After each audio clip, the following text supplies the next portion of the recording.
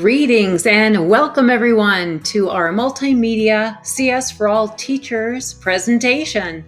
Today I'll be presenting on motivating girls to lean in to pursue passion-driven careers in computer science and STEM. My name is Naomi Harm and I am from Cave Creek, Arizona. I am a CS for All Teachers Community Ambassador and I'm so glad that you've decided to join us today.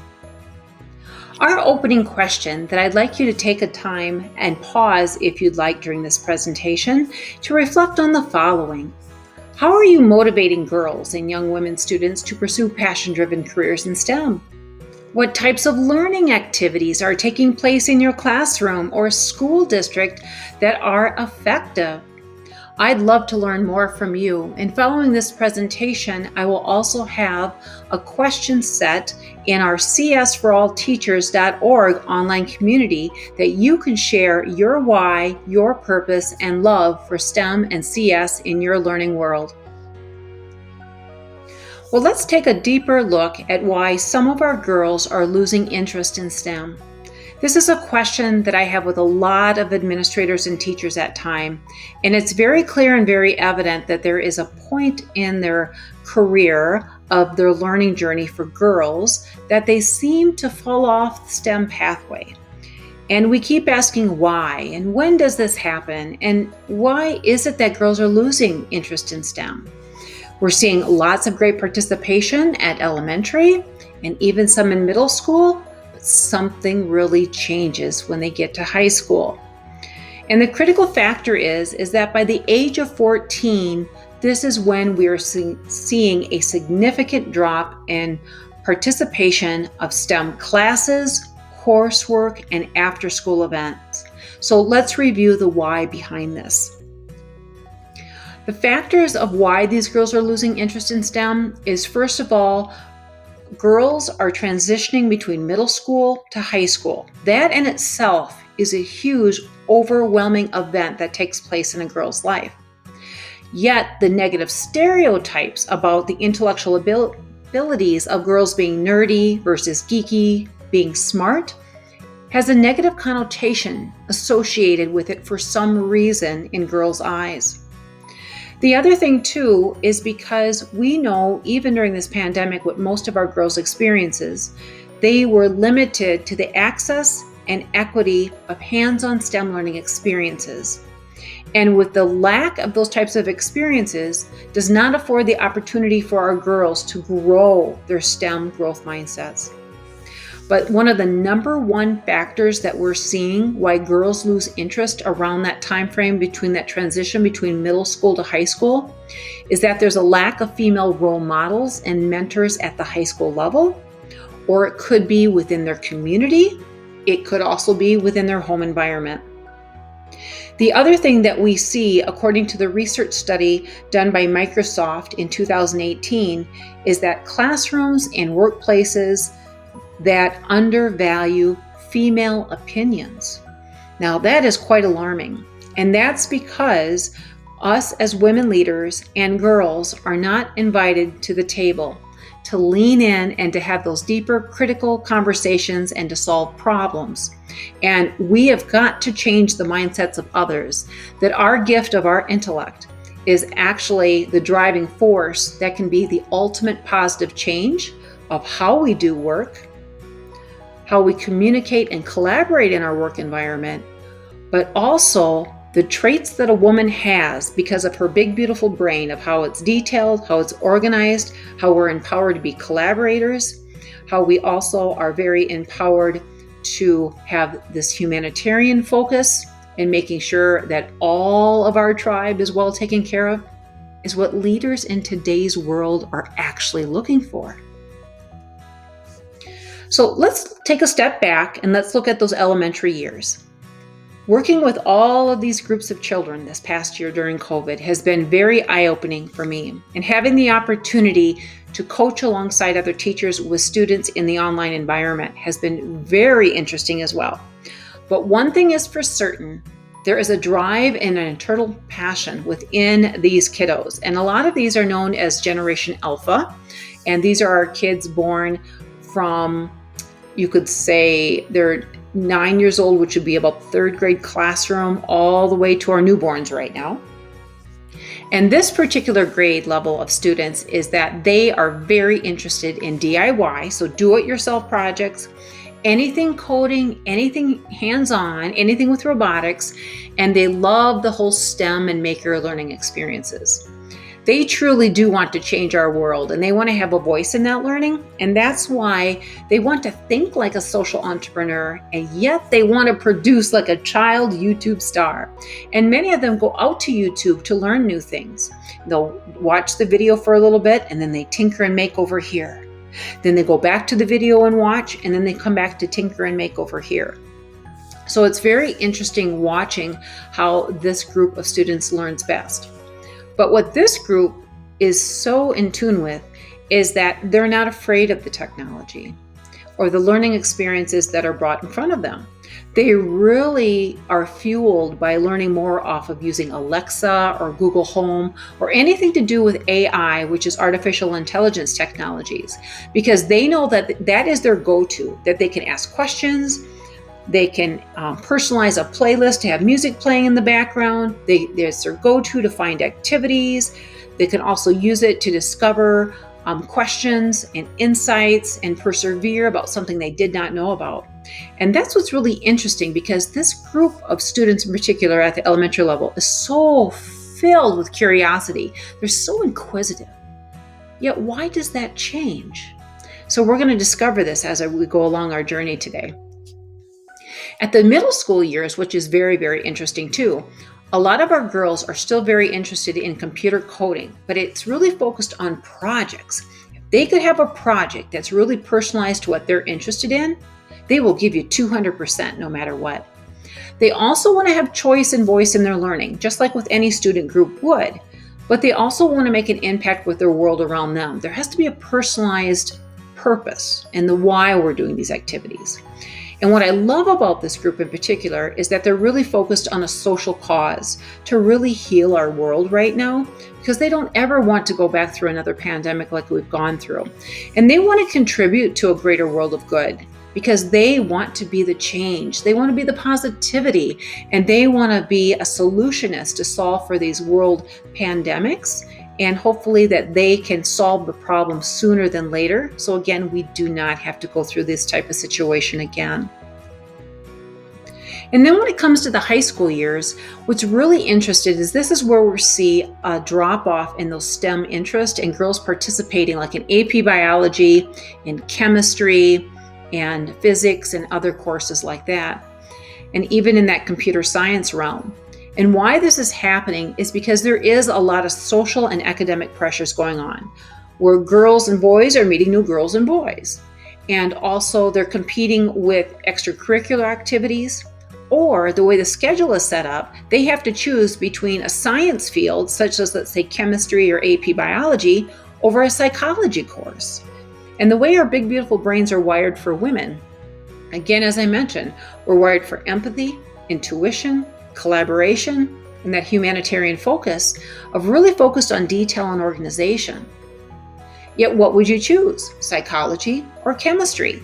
Well, they're going to lean into the psychology part because it's more humanistic based. Yet at the same time, we have to offer more opportunities in our high schools that not only can they have choice, but they shouldn't have just two choices to compete against. And then at the same time, what we're seeing is that, again, those names that are associated, that to a girl at this time, they feel like they are being degraded if they're called a tech geek or a computer science nerd. They don't want to be in isolation. They want to be part of a group, and that social group that resonates positivity.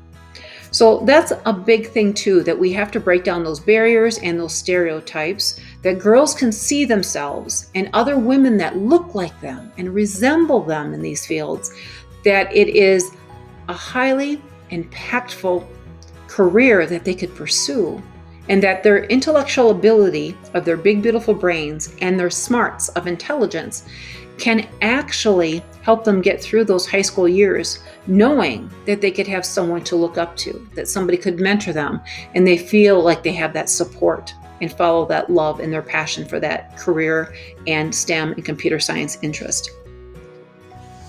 The other high school realm, when we look at all of this, what we've clearly seen through the pandemic is the digital divide. But not only the digital divide, we have seen that there's been such a lack of access and equity to these positive hands-on STEM and computer science experiences in the classroom. We were looking at how to keep our kids safe and socially distanced, and then we needed all the PPE gear and things like that we had to limit the exposure of what our girls and boys could have an opportunity for learning. And once again, it's when they get to that high school area, some of our schools have very little representation of women role models. Yet at the same time, we're not having our high school teachers bring in women role models via video conferencing. Our local community experts could be coming in, or maybe even a family member. And without these types of mentorships, whether it's online, whether it's face-to-face, whether it's school-based, our girls and women are going to lose more interest, even more so, in STEM and computer science related career fields. We also know this because there's evidence-based mentoring that I've included here of what happens when girls do not get that support and the steep decline of when they fall off for those types of opportunities, and then girls settle for a second or third or fourth or fifth interest instead of really pursuing what their dreams and passions were originally about. So you may be asking, Naomi, what can we do as educators to make change now? What can we do? Because if you have limited resources, maybe you have lack of access to the materials as well. But what can you do to afford experiences to support between home and school and the community? Well, let's look at these critical thinking questions first and take a deeper look at where you are as an educator to uncover what you can provide for students futuristically. But what are you truly passionate about learning that reflects your inner calling beyond your workday? And where do you seek out and pursue new learning opportunities, and why? And how do you share and mentor others with your new learning discoveries? Why I mention these questions is we first need to look deep inside our own souls as women leaders and even male leaders that are part of this learning today. And we need to discover what that passion is and what drives us to maintain our interest and pursue what we're truly interested in. Those stories need to be shared with your students. They need to see your learning pathway, your struggles, where you failed, how you recovered, how you celebrated. That's the only way that we're providing the opportunity of the story-based solution so that kids can know that there is hope and there's optimism to support them as well. But also strategies of how, if they do not have the resources within the school environment, where in the community can I reach out to pursue those learning opportunities? And the biggest thing that you can do as a mentor, whether you're a male or a female administrator or educator watching this multimedia presentation today, is please share your stories and how you mentor others with your new learning discoveries. Kids want to know what you do outside your day, but how the learning constantly continues as it never stops, just for them. When's the last time that you asked them, what's a new discovery or something that you're truly passionate about that you discover outside of your school day? Those are the conversations that we need to have to truly help our students find a visionary roadmap of whom and where they want to become futuristically. The things you are passionate about are not random. They are your true calling in life to find your purpose. Even posing this one quote to your students, having them ponder, having them wonder, having them dream, having them identify what is their passion and how that passion is so intertwined and related to STEM and computer science is absolutely amazing. So we need to find more ways to have creative conversations to personalize the learning, but to cultivate these deeper conversations to better get to know our students so that we can find the appropriate resources and materials and learning experiences to excite them. So some of the opportunities I'm going to share with you today are resources that you can use tomorrow in your classroom, and all of these are free. This first tool online is called What is Your Passion to Purpose Project. This particular tool is created by Convergence Lab out of San Francisco. And what I like about this, it really focuses on to identify what you really are interested in personally, what you would like to do professionally, and kind of what's your passion to make an impact in your world. And what this provides for you, it'll give you a question set prompts of about 12 to 15 questions. When it curates and collates that information that you submit, what's interesting is that it designs an overall learning outcome of a passion-based project.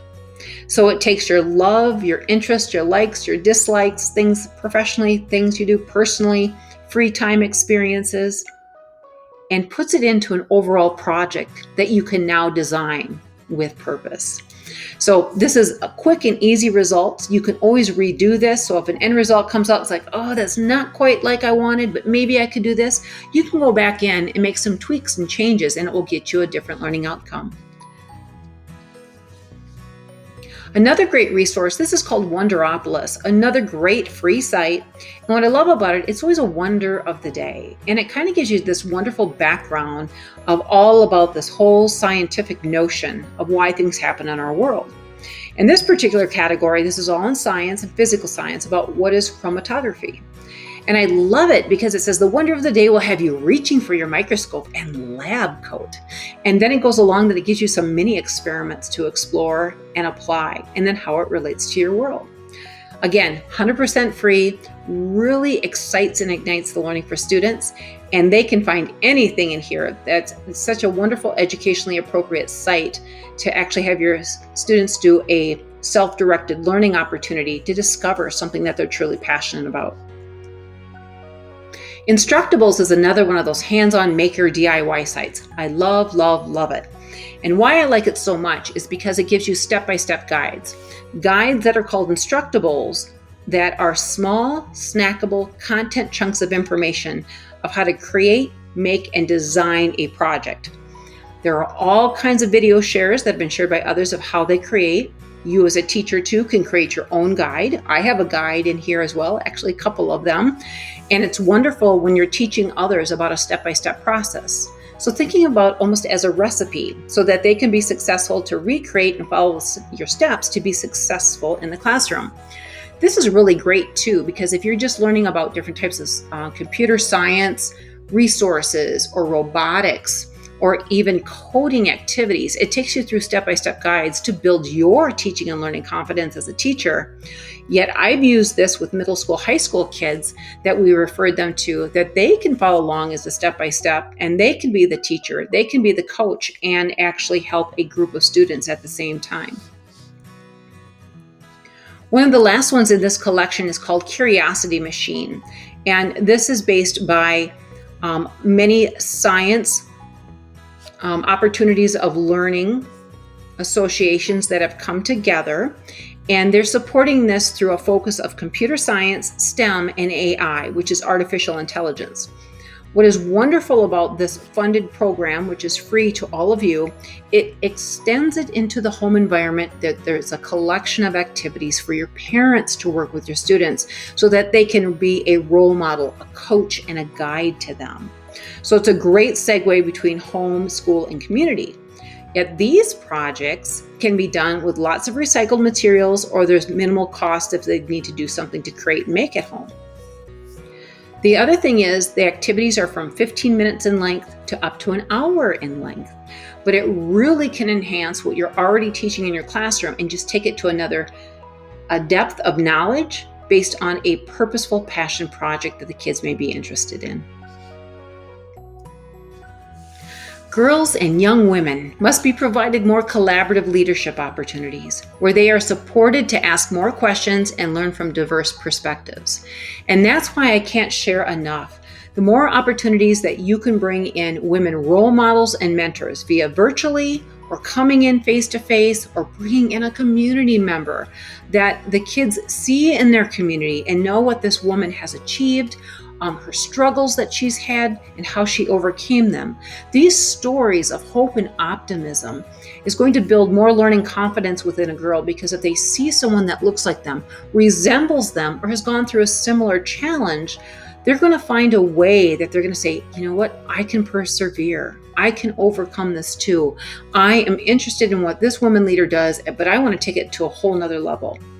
But these diversified perspectives is what's really interesting, because our diverse population of students also need to see and learn and hear from others with diverse backgrounds, and learning from their visionary roadmap of where they were, how they had to get there, the struggles along the way, but why they pursued that dream or that passion. What was that underlying wonderful current that just said, please take me on this learning journey, and I want to pursue this dream to be part of my career and future. Please take a moment at this time if you'd like to pause the multimedia presentation and then to reflect on your own learning. Once again, I will have these questions in our csforallteachers.org online community that you can share your thinking and your ideas to expand the knowledge base of our online learning community. What do your visual thinking routines look and feel like to support equitable questioning and discussion techniques in your classroom? Are your collaborative discussions culturally relevant, and are they inclusive to your students' diverse learning world? And how do you cultivate engaging open-ended questions into your classroom discussions with students? All of this is really important, that students have a voice and choice. And so many times we're so busy trying to get through the curriculum that we forget that our students have more to share. There are diverse learning perspectives, things that they've had experiences in their home environment, because each child has that intellectual gift of diversity that they're bringing from their past experiences into our classroom. And in order to listen and to hear their stories of learning is going to build a stronger and closer knit family community of learners in your own classroom.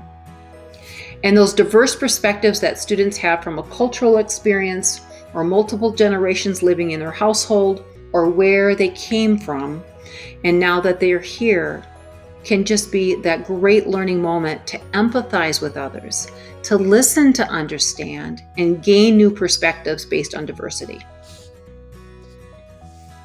Some great tools of choice to continue this is what I love when we talk about diversity, is that in our CS for All Teachers community, we have all of these wonderful diversified groups for learning. And we talk about the different grade level bands that it impacts for computer science and STEM, but also key topic areas that if you're talking about women in equity in the science fields, we're talking about diverse learning of role modeling and how that plays to impact girls in particular to pursue a computer science or an engineering degree. We have wonderful live events. They're also archived, so the recordings are built back in to our community that you can watch on your own time. We have Twitter chats. We've got some great resources that are grade level banded, so it's easier to find. So if you want something pre-K through 2, 3 through 5, 6 through 8, or 9 through 12. Yet we also have a portal for a help squad, meaning if you have a question that you're looking to learn more about, or you just have a really probing question that you haven't found a result or an answer for, ask us here. We'll help you discover how we can find the resources for it, or get in communication with someone else that could possibly help you with your CS focus in your classroom. So again, we hope you can join us. You can just go to csforallteachers.org and click on the registration button to create your login and be part of the larger community of diversified educators from all over the globe in this free online teaching and learning community. One thing to extend the global audience, even beyond CS for All Teachers community, is I created a passion project this last year that I'm very proud of, but it's very, very personal to me, because I had more schools, districts that I worked with, that they felt that they weren't meeting the needs of their students on especially STEM and computer science. Yet they felt at the same time they were not getting the support for their girl students in particular. So out of that need, I thought, I've got to do something to make an impact. So I designed through a Google site, it's called Her Story, the Global Collaboration Project, Within this project, it allows girls of any age to actually interview a woman influencer in her life that she could look up to as a role model or a mentor. It could be a family member, it could be someone in their community, it could be a teacher, it could be maybe a business owner in their local community. And with that, they would collate that information of that storyline that they recorded. And then in return, they could create up to a 2-minute personal service announcement about this individual to share their life story and to give back, to educate your community or even your school about the contributions of what these incredible and talented women have that are surrounded all about us that we may not even know about. The extension activities, I have 10 enrichment activities that extend beyond the her story. Like as the picture here, I've got a Jamboard activity that it's a great way for the students to collate that information if they are doing that interview for that personal service announcement. But I also have 25 other choice activities that is inclusive of STEM, unplugged coding and robotic activities, and then full coding and robotic activities as well. So I hope you can tap into this. This is a free online global project. You can join anytime and dig into all of the projects that I have available for you. Some other mentor sites that if you're looking for, I absolutely love the Minnesota SciGirls PBS channel. This particular one is called SciGirlsConnect.org.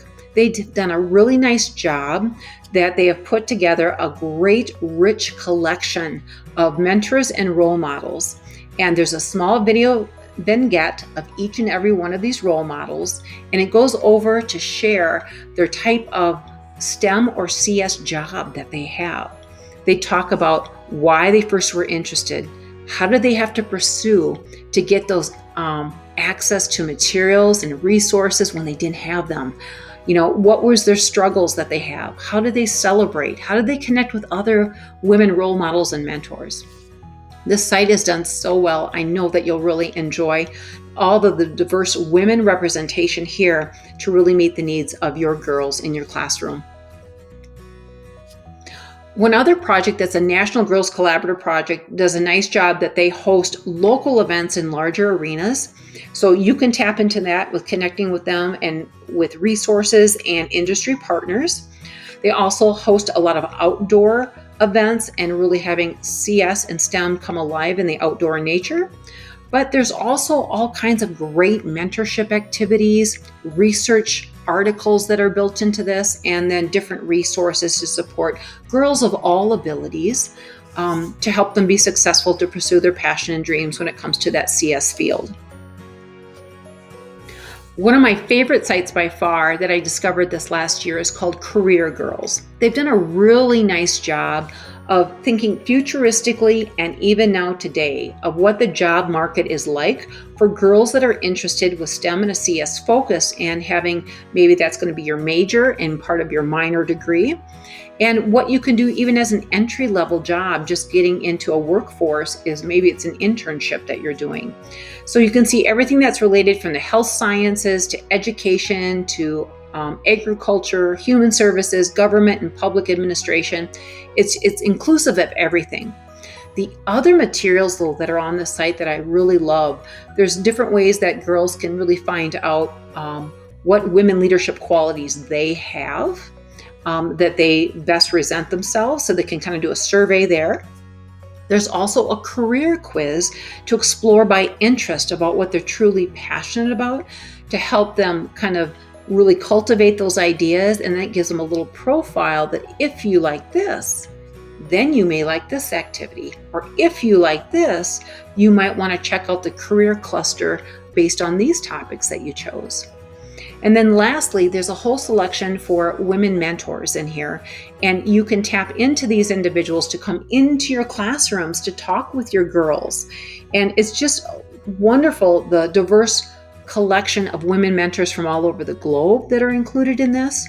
And again, more girls to represent, I should say more women to represent and be inclusive to meet the needs of your girls in your classroom. Leadership is about making others better as a result of your presence and making sure that impact lasts in your absence. And it's really important to know that our words matter and how we model with our actions matter.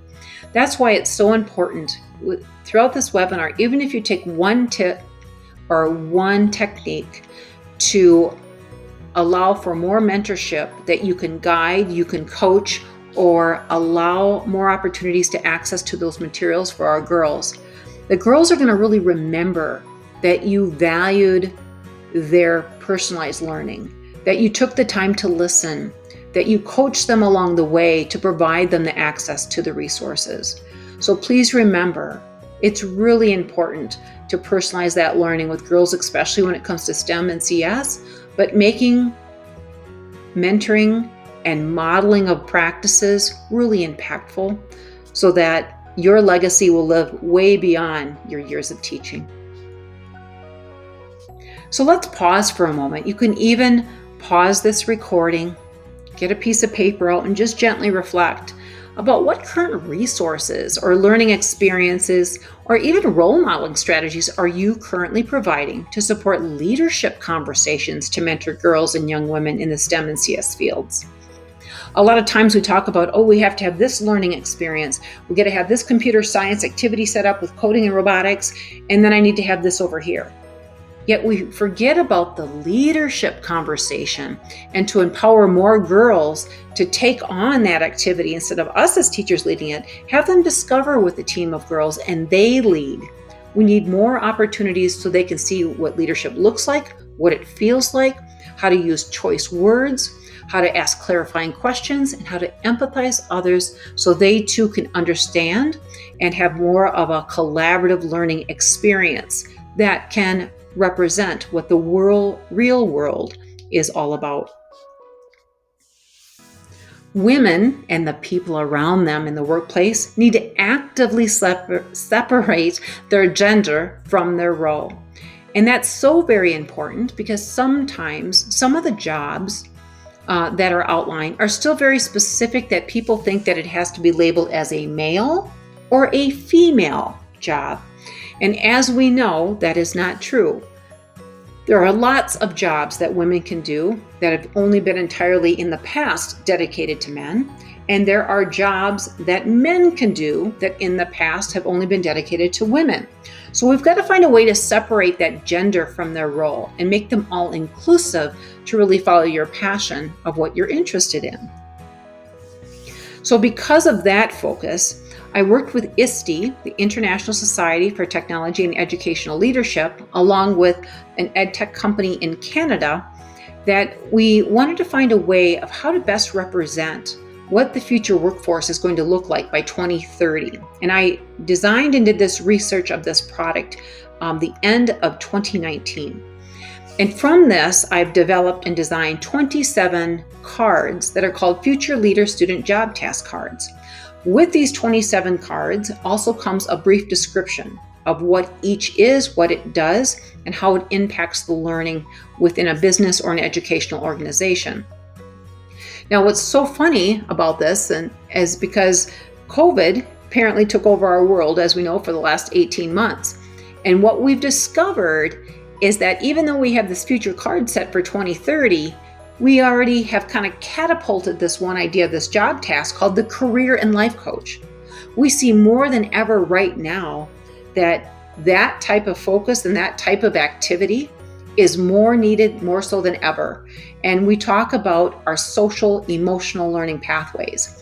So this career focus has already just taken off like wildfire, and it's only going to improve over time.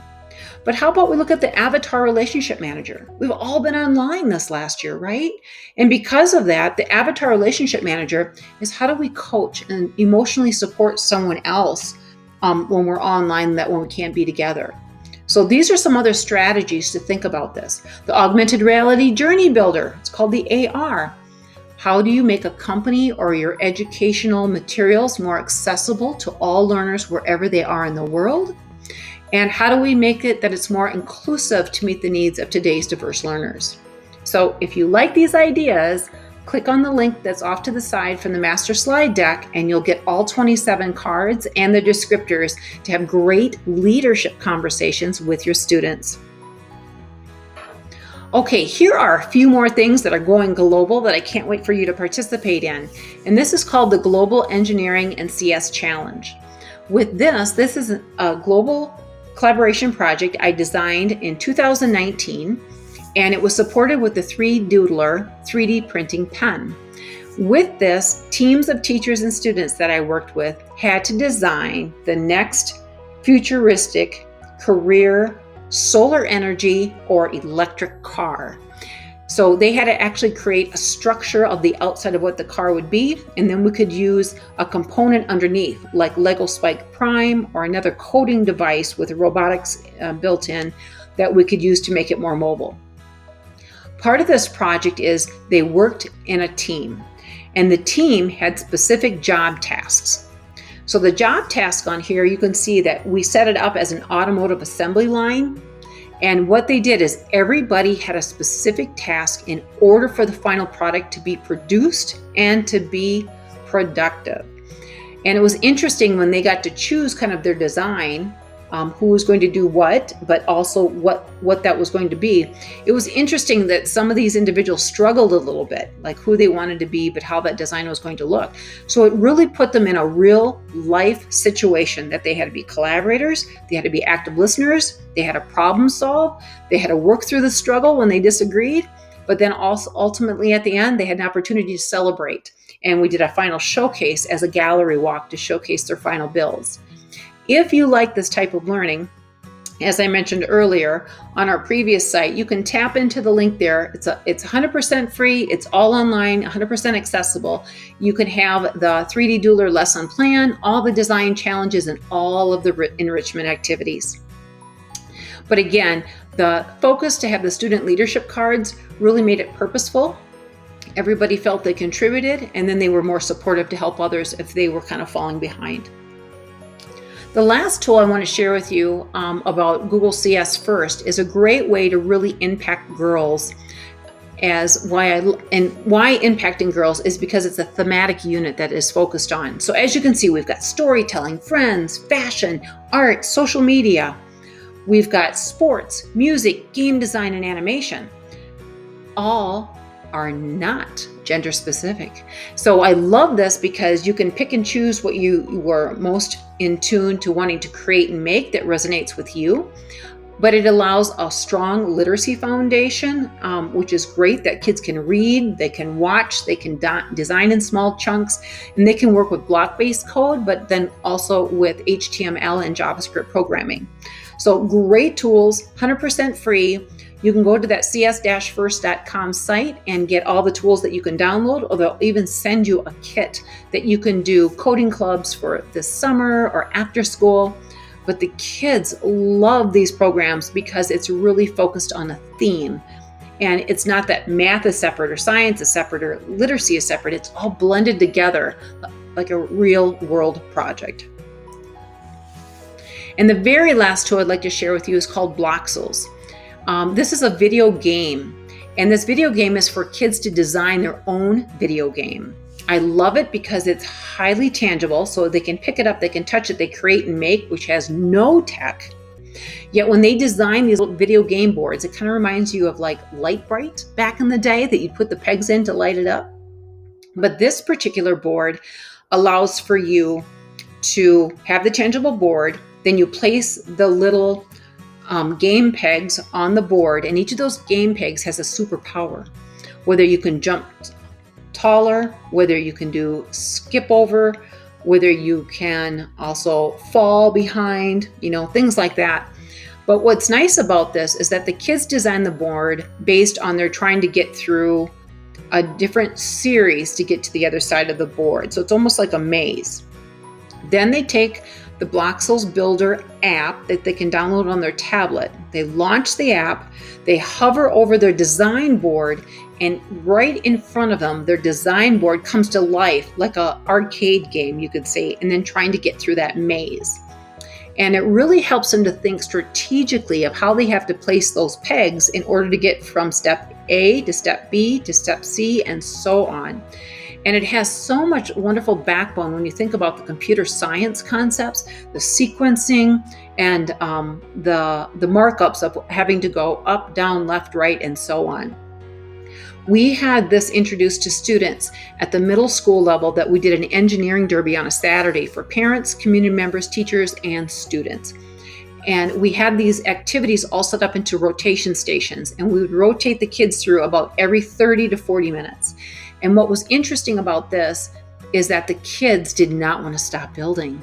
And what we found is that the girls really took off on this, and it was like they could outperform the creation design of the organization more so than sometimes than the boys. But the beauty of it is when the girls and boys came together as a dynamic duo and they worked together based on they both saw things differently but used their strengths to create the ultimate design video game. That was like the eye-opening moment of getting them to work together. So this is a very cost-effective.